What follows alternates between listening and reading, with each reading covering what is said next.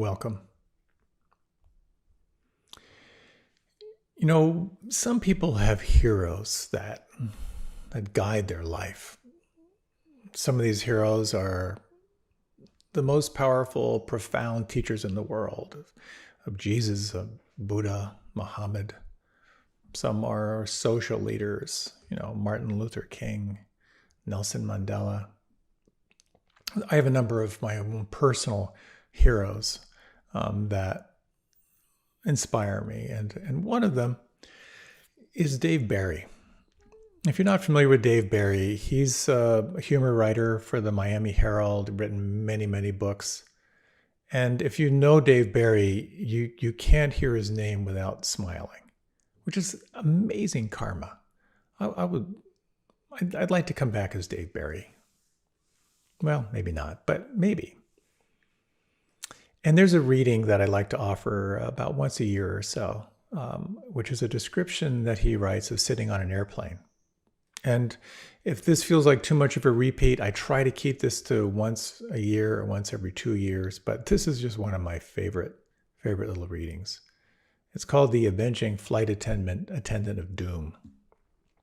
And this is only the first section. I'm in an airplane, strapped into my seat, no way to escape. For an hour, we've been taxiing around Miami International Airport while lightning tries to hit us. Earlier, I was hoping that the plane might at some point actually take off and fly to our intended destination. But now, I'm starting to root for the lightning, because a direct strike might silence the two women sitting in front of me. There's only one empty seat between them, but they're speaking at a decibel level that would be appropriate if one of them were in Cleveland.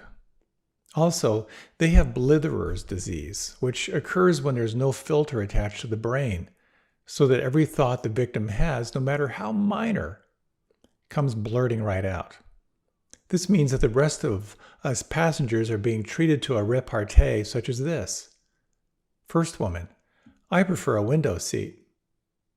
Second woman: oh, not me, I always prefer an aisle seat. That's just like my son. He lives in New Jersey, and he also prefers an aisle seat also. My sister-in-law works for a dentist in New Jersey. He's an excellent dentist, but he can't pronounce his R's. He says, I'm afraid you need a root canal. My brother-in-law just had that root canal. He was bleeding all over his new car, one of those Japanese ones, a Lexus. I prefer a Buick, but let me tell you, this insurance, who can afford it? I have a brother in the insurance business with angina. He prefers a window seat. Oh, not me. I always prefer an aisle seat. Now, my daughter...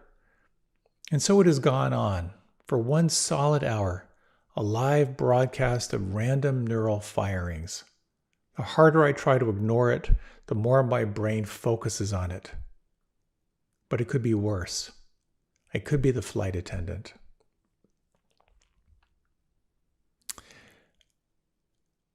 The piece goes on. If you want to Google the Avenging Flight Attendant of Doom. But I love this reading because this represents the mind so well, at least my mind. Blitherer's disease. How there's no filter to what the mind generates. And that's a little bit of what I'd like to talk about, is the other side of that quality of mind that is blithering. And that's the quality of mind that can focus in the here and now. So I'd like to talk about the power of focusing your awareness and how it can transform your life, truly. How focusing your mind is actually a mental training. And how, despite the challenges, you need to celebrate the wins, because focusing your mind is not necessarily easy. Also, I'd like to talk a little bit about how to create the ground for creating mindfulness, and how focus and concentration is really the preparation for opening into liberation. So this is part of a 3-part series on focus, flow, and let go or let be. And so here we're going to focus mostly on the focus part. I think many of us are familiar with the story of the Buddha and his awakening. Just very, very briefly, he was born into a wealthy family. The first part of his life, he was very protected, really protected from reality. As the story goes, his father, who was supposedly someone of very, very high esteem, a wealthy individual, was told by an astrologer that his son would either be a great spiritual teacher or a great leader, and he preferred the latter. So he went out of his way to protect his son from reality. And as the story goes, and again, it's a great allegory, he encountered what are considered the four heavenly messengers. He saw sickness, he saw old age, and he saw death. And he also saw a sannyasi. He saw a monk who had sort of renounced the world and seemed to have a quality of happiness and joy about him. So seeing that everyone gets sick, everyone gets old, everyone dies, but also seeing this very alive individual, that's what inspired him to set off on his journey. And really, it's the classic story of the hero's journey. And his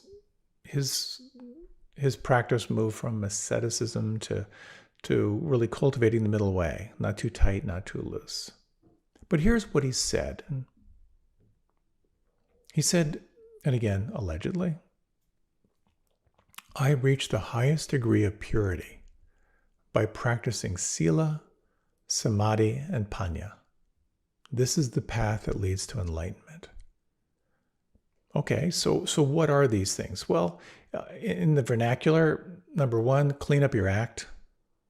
Number two, concentrate your mind. And three, use your concentrated mind to investigate what's real. So sila it's morality, it's ethical conduct. It's making sure that you're not creating harm in the world and you're not creating distraction. So it's looking at your behaviors. Samadhi refers to meditation, to concentrating your mind. And pana or panya refers to wisdom. That is when you apply sort of concentrated awareness, investigating reality, it's the wisdom that arises out of that.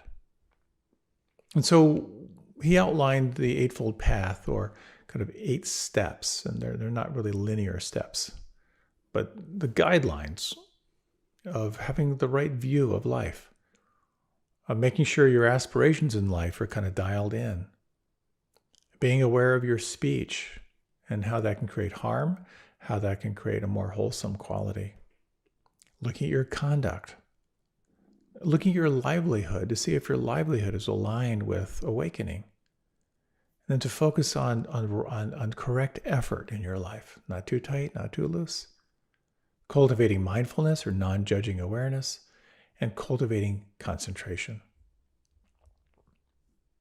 So in my own practice, I learned meditation, thankfully, at age 15, and I learned transcendental meditation. And while it's deeply Hindu in its roots, it was kind of repackaged for the Western mind. I kind of think of transcendental meditation as sort of the McDonaldization of meditation. And in many ways, it was, well, not in many ways, but in most ways, it was incredibly successful. What they did is they kind of standardized how you learn this technique. It falls into the category of concentration. Instead of a sensation such as breath or sound or feeling, you use a mantra or a sound. So when the mind wanders, you come back to your mantra, just as you come back to your breath. And while it falls under concentration, it's a different technique and has slightly different results. Of course, ultimately, everything's pointing at the moon, but it's more of a mental technique. It's more mentally calming, I think. I was very into the practice. It changed my life at age 15, from being kind of very fearful and very anxious to much more confident, much more calm, much more creative. I'm deeply, deeply grateful. I went on to do intensive practices. I went on to explore teaching the technique. And then I kind of got hijacked into other practices. So I was very into this practice of TM, and because it was sort of westernized, there wasn't a lot of archaic, esoteric language. But I remember hanging out with a meditation buddy that I met who was very into Buddhist meditation. And as he was talking about his practice, he's throwing in all these words in Pali, where he's saying, well, the shamatha practice really feeds the vipassana practice, which really I think is going to lead to moksha. That's my opinion. I remember thinking to myself, I don't need to learn any new language to meditate. This is a practice that's endemic unto itself. And I was quite reactive around, I'm not going to learn new vocabulary. I just need to meditate. And of course, funnily enough, I found myself immersed in an ashram later, immersed in the Sanskrit technology, and then later into Pali and so forth. And actually, what I have found is these distinctions in different traditions really, really helpful. If you have done any study or read any books about meditation or mindfulness, you may find, as many do, you're reading and then suddenly you get these great insights because the words on the page actually mirror your own experience. So it's a very powerful way to sort of corroborate your own experience, to kind of see what arises when you study these different traditions and different angles and different perspectives. And one really interesting word in Pali, again, the original language of the Buddha, is bhavana. And the word bhavana means bringing something into existence, applying yourself and developing something. So what you're doing in meditation is you're applying yourself in a particular way to develop something. I think it's safe to say what we're developing here are the states of mind that are conducive to liberation and happiness. You're cultivating the attitudes that optimize being more free in your life. And what's curious about this is, in order to create that sense of freedom and happiness, the sense of bhavana, or bringing something forward, requires some willpower. It requires some resilience, it requires some focus, and it requires some concentration. So concentration, it's power. It's your capacity to stay on track in the midst of distraction. It's laser focus. And I'm sure you know what it's like when you're focused, how much you can get done in life. So when you look at this practice of meditation, when you look at cultivating non-judging awareness, when you look at increasing freedom and happiness, you have to set the conditions for this first. And I'll talk about that in a little bit. But one of the things I have found so helpful is when I think about concentration and cultivating focus, it's not very sexy. It's more like hard work. It's more like dragging yourself back again and again, starting over and over and over. But the truth is, when you start to develop your capacity to focus, the results are really nothing less than extraordinary. If you have been at all exploring insight meditation or vipassana meditation, you may have heard the word jhana. Jhana. And if you're more of a yogophile, if you come more from the yoga tradition, you may have heard the word dhyan or dhyana, Dhyana. And this term refers to meditation, and more specifically to concentration or one-pointed awareness. And the states that you can develop and cultivate are so fascinating. And they're really curiously paradoxical because you're cultivating one-pointed awareness, but also you're deeply relaxing into the concentration. There's a quality of allowing and a quality of softening. And it turns the practice inside out. Now, this is part of the sizzle. I'm not a very concentrated person, as much as I wish I was. And I find that I'm not a natural contemplative. So I kind of need to meditate with a gun to my head. Even after all these years of practice, even though I know it's good for me, there's something in me that resists meditation. And I find what's very, very helpful is to use discipline and commitment to sort of kind of force me into the gates of practice, which is why I find going on retreats very, very helpful. When I'm on an intensive meditation retreat, it works really, really well for me. When you do an intensive retreat, you're getting rid of the distractions. You're putting away phones, computers, reading. You're putting away conversation, eye contact. You're holding yourself accountable and you show up. You just show up. And what I find is it's really, really helpful for me. There's a schedule. The bells ring. The bell rings, you walk. The bell rings, you sit. The bell rings, you eat.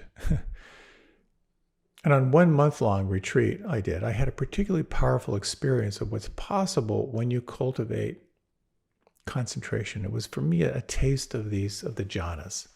And the jhanas are altered states of consciousness brought on by concentration. There are a number of jhanas, and each yields more concentration than one previous. This is, for me, somewhat esoteric, but at the same time, I think it's really, really helpful just to take a little bit of time to explore these. And I'd like to share with you just a very, very simple technique that you might try. We'll try it in a little bit. As you get more concentrated, you're actually cultivating more and more of a capacity to experience a pleasure and to experience joy, to experience kind of an upwelling of being. They're kind of addictive, to tell you the truth. There's this sense of like, oh my gosh, this is it. But it's important to say before we kind of move into this that these states of deep absorption and concentration are not an end in and of themselves. That they help you to prepare your mind so you can more effectively examine reality and discover the deeper truths that can lead to freedom and happiness. So I'd like to give you a little taste of the entry point. But let me say again, before we dive in here, that there are plenty of resources on this topic. There are teachers who are much more experienced and much more skilled than I am as a guide when it comes to the deeper concentration absorption practices. So just know that they're out there. The first thing we explore is what's called access concentration. This is when you have an object, which for many will be the breath. For many, maybe sound or the felt sense in the palms. And it's important to know that you got to find one anchor that works for you, and then you're helpful to kind of stay with it. But some people find the breath is very, very challenging. So you're not limited to this. And again, you'll find traditions that will tell you different focal points are the best. So you need to find what works for you. And in essence, what you do is you're focusing on your anchor. And what happens is, of course, you see the mind wandering again and again and again and again. But the more you stay with it, the more you begin to recognize the patterns of the mind. You begin to recognize the top 10 stories that take you away. You become more aware of everything that's between you and the present moment. And that's going to be a very, very rich part of the practice. But when you're doing concentration, you're not doing a lot of investigation. You're not taking time to kind of contemplate the worry that arises. You're just bringing yourself back again and again and again. So let's say you're focusing on breath. And what you're noticing is you're not trying to control the breath in any way. The breath is sometimes long, the breath is sometimes shallow. And you're returning again and again and again. Now, what most people find, and what I find in my own practice, is that you can spend most of your meditation just starting over again, for the 1,000th time, waking up, coming back. And it was at some point in one of the longer intensive retreats I was doing, where for the 1,000th time, coming back to my anchor, and then suddenly I realized, oh, this is a training. I'm actually training my mind to sit like a puppy. Can I just treat the puppy mind with compassion, bring it back, invite it to sit? And so in many ways, either your entire meditation or the first part of your meditation is going to be, I like to think of as paying your dues. If you're tired, you're going to notice how tired you are. If you're distracted, you'll notice how distracted you are. If you're caught in hypervigilance and worry, you're going to notice that. You're going to notice if the mind is lost primarily in fantasy, if you're worried, if you're angry. All of that you see. And over time, you start to rest more and more in the here and now, which is why sometimes at the end of a meditation, you'll feel like the entire time was just rowing against the wind. And that's okay. And a lot of brain studies have shown that you're getting tremendous benefit when you're starting over and over and over again. And one tradition calls it de-stressing, which is a great term, actually. You're lost in anxiety. You recognize that you're lost in anxiety. You come back to the breath. Something let go. And if it let go in the mind, there's some corresponding letting go in the body. There has to be. We're a mind-body matrix. But what you can do is, when you start to get more concentrated, when you have a sustained sense of focus, you can actually turn to a pleasant sensation. And then you can let go of your anchor and just feel that pleasant sensation. I'll guide you through this. And then it's kind of the hard part, because you're not doing anything else. You're just focusing entirely on the pleasant sensation. The mind comes, the mind goes. Sometimes you need to go back to concentration practice. But sometimes the pleasantness can kind of grow. It can get stronger. It's not a linear process at all. So let's try this. Let's just try this on. If you like, you can close your eyes and maybe let your body sway a little bit to the left and to the right. We're going to take probably about 3 or 4 minutes for this practice here. And don't worry about the mind wandering or not being able to concentrate or to be present. Just trust that these words in some way may kind of inform and inspire you on some level. And I'd like to invite you, unless the breath is traumatic for you, to let your anchor be on your breath. If the breath is really difficult or it's aggravating for you, then feel free to choose another anchor, such as sound or the felt sense in the palms. And if you would, take a moment now to choose a specific focal point on the inside. For some, the nostrils or the septum can be really powerful. Others find the movement of the belly to be a really powerful anchor, and part of the reason why, I think, is that in order to feel the breath of the belly, you have to soften the belly.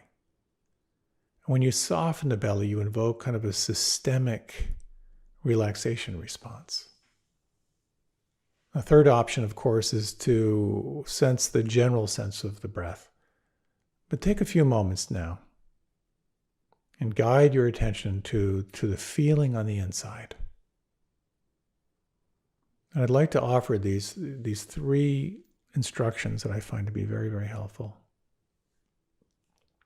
The first is you might explore counting the breath at the top of the inhalation, just noting 1, and then at the top of the inhalation 2, and you can do that to say 5 and then start over. So we'll take the next minute.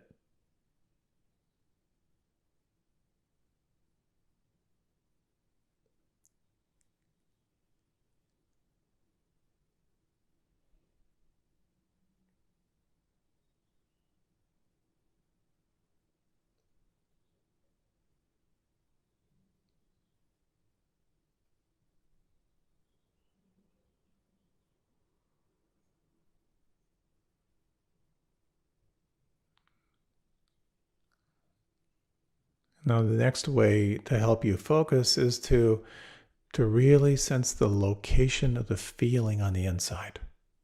How precisely, how intimately can you locate the feeling? Just track that feeling for a little while.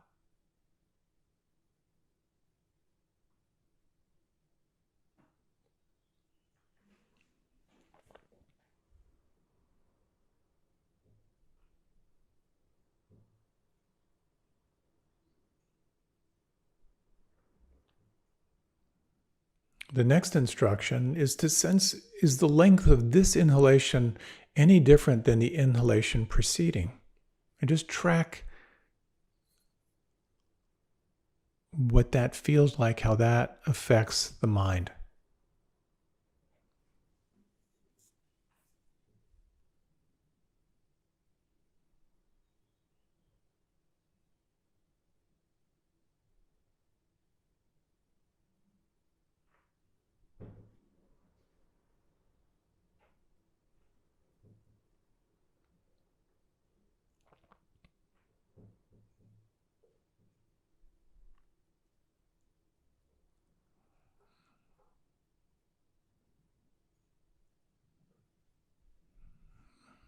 Let the awareness be deeply immersed, absorbed into the experience on the inside. And now very, very gently, you might just sense, is there anywhere inside that feels pleasurable? And for many people, if you soften and relax the palms, if you sense the space inside the thumbs and the fingers and palms, there could be a quality of pleasure here. Or there may be a feeling of pleasure in the heart. And let your attention now move to the feeling of pleasure wherever you feel it. And you're moving your attention now from your breath to this quality of pleasure.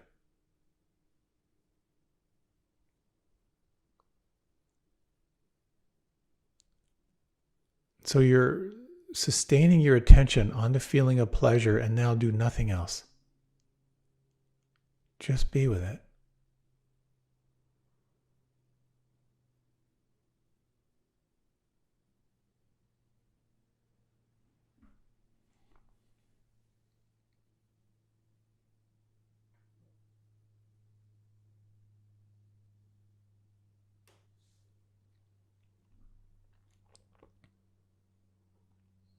Notice now the quality of feeling, the quality of presence. And this process of absorbing the mind through concentration, and then very, very gently shifting your attention to a pleasant sensation, and simply resting and being with that pleasant sensation.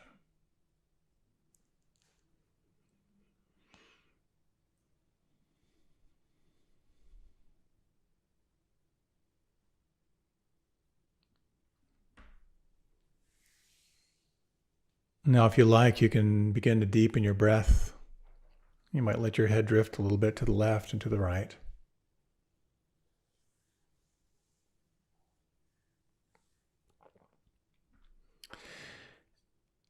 And if you can, just let go of any judgment. If there's any judgment about how well you were concentrated or how well you did this practice, that's immaterial.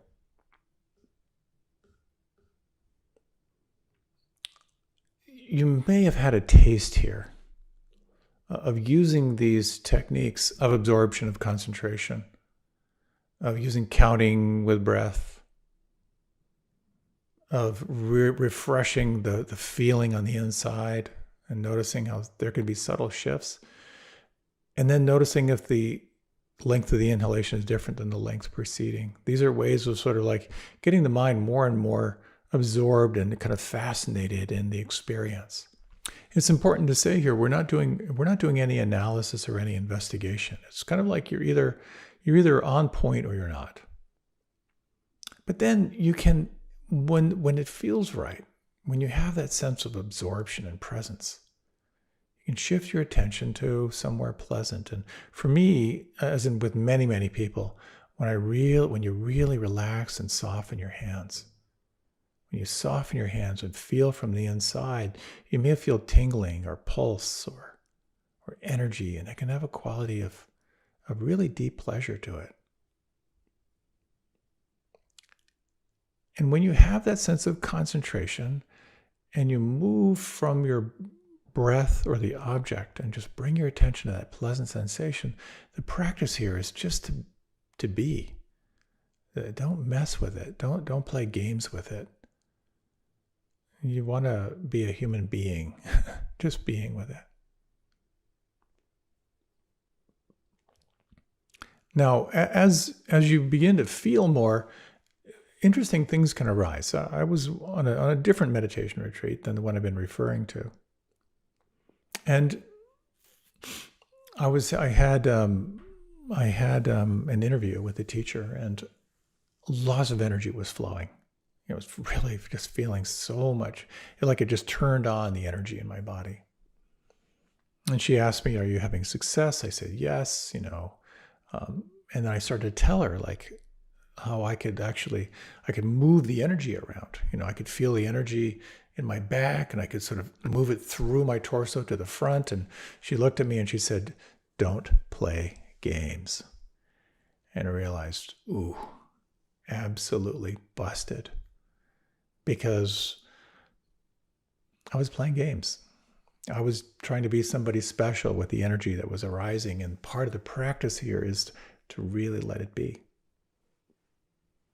So when you have access, this sort of access concentration, when you can really sustain attention on your anchor and you sort of make that shift, and often it just happens spontaneously. You don't have to try. In fact, trying is going to mess it up.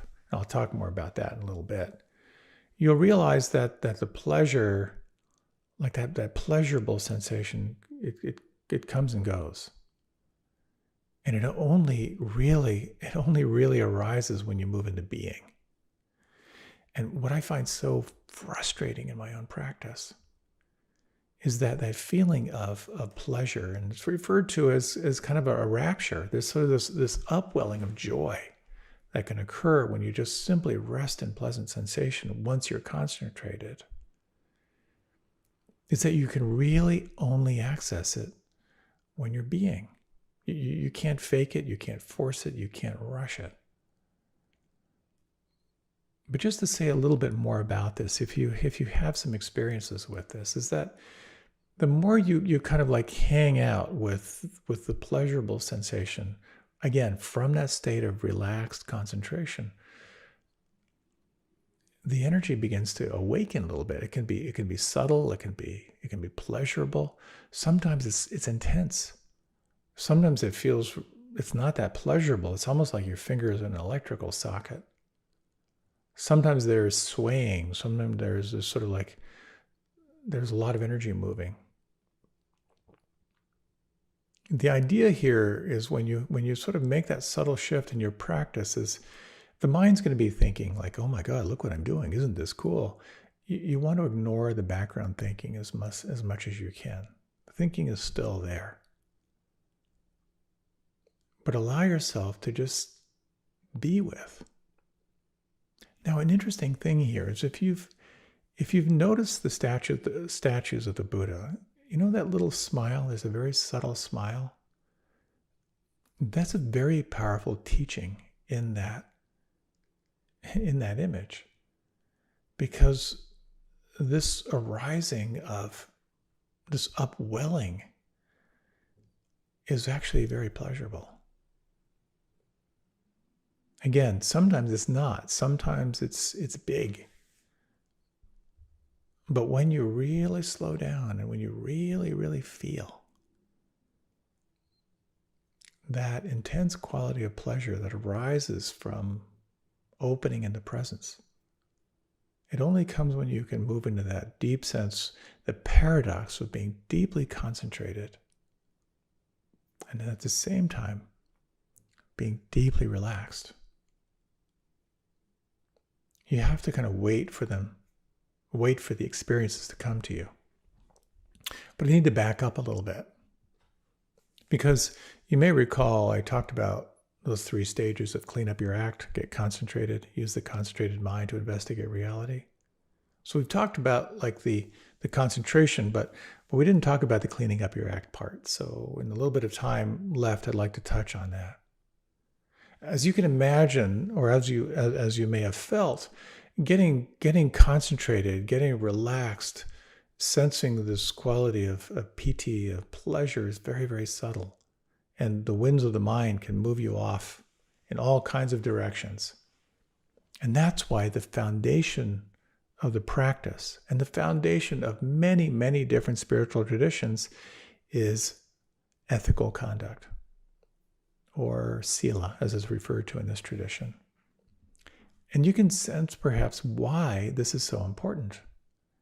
To do this very, very deep inner work of getting deeply present moment concentrated and then opening into the subtler states that arise out of concentration, you got to remove the distractions.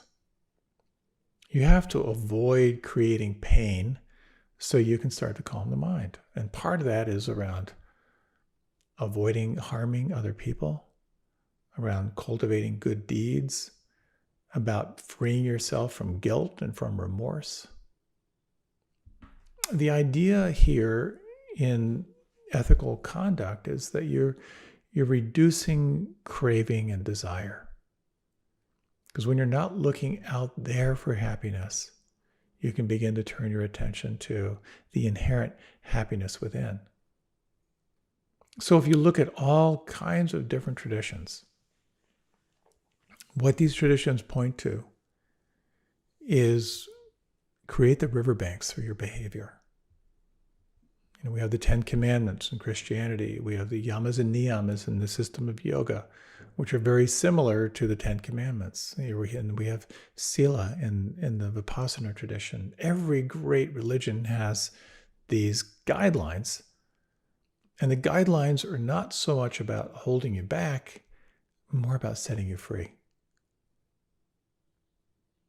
So, a little bit on these jhanas, on the kind of the jhana states. They get very, very esoteric. But once you're concentrated, you then turn your attention to the pleasant sensations. And you're moving from your breath to just being with the pleasant sensations. And then different states will arise that are more and more subtle. What I noticed when I first experienced this, kind of the entry point of like the upwelling of pleasure, kind of the rush of energy, just that sense of really, really deep joy, of like not desiring anything other than what's here. At first I thought, I'm done. I think I'm enlightened. It's so humiliating looking back on it, but many people feel that, just that sense of like, oh my God, I've arrived. But then you realize that the pleasant sensations are actually pretty erratic. They come and go. So then as you explore more, you begin to look, what's more subtle than that? Is there anything more stable than just pleasure? And then you begin to turn your attention to joy. Well, there's actually an inner joy that's independent of externals, and then that becomes your focal point. And even more subtle than that is contentment, because contentment is actually a little more subtle, a little more stable than joy. And then you can turn your attention to the utter deep peacefulness, and then into the infinity of space, and then it moves to these very, very subtle, subtle states. I'll just name them here because they're kind of expansive. You become aware of the infinity of consciousness. The quality there's no thing, there's no perception or non-perception, and ultimately to kind of what was called cessation, which is just where it's like the absence of any desire whatsoever. It's very esoteric. Some say there are 4 jhanas and then 5 formless absorptions. And if you look at some of the teachings, it's, again, very, very esoteric. But the interesting thing is, and I want to close with this, is that it's mapped out. I find that so exciting. And it refers back to the core principles, the core insights of the Buddha. The first, suffering occurs when you're in human form. Stress, suffering, dissatisfaction, part of the human experience. If you can pause and turn and examine that, you'll see that there's a cause. The cause of all stress and suffering and dissatisfaction is some form of clinging, some form of hanging on. The third insight, you can let go. You can let go of whatever you're holding on to and then experience what happens when you let go. And the fourth, that there's a path that leads to the release of suffering, dissatisfaction, and stress. There's so much more to say about this, and I think kind of what I need is a part 2 on focus and concentration. But what's so powerful about this is that when you get concentrated in your meditation practice, you can begin to open up these inner worlds. When you get more concentrated in life, you can begin to accomplish amazing things, particularly when your focus is aligned with what you really, really want. So developing focus and concentration is a tremendous aid internally, as well as an aid in bringing your life forward in a way that most enlivens you. And to me, that's tremendously exciting. That this cultivation of will and focus and gathering of attention is actually a gathering of power. And when that power is aligned, when it's truly aligned with what you really, really want, it gets juicy. Let's close with a short yet brief reflection. If you like, you can close your eyes. And if you like, you can slow down your breath. And allow yourself, if you like, to feel this incredible alchemy of relaxing and softening, and at the same time, focusing and sensing the granular experience on the inside.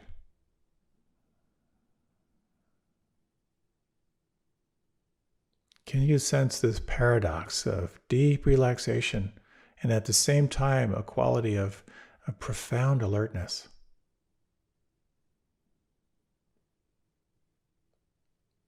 And can you imagine taking this concentrated mind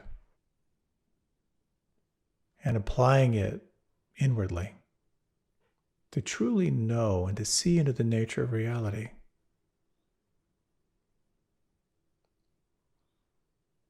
And can you imagine taking this sense of relaxed, concentrated power and turning it toward what most calls you in this life? This is the power of concentration, the power of focus. If you'd like, you can deepen your breath. If you'd like, you can open your eyes. Thank you so much for your time and attention. I hope this was helpful in your practice. And thank you so much, and many, many blessings.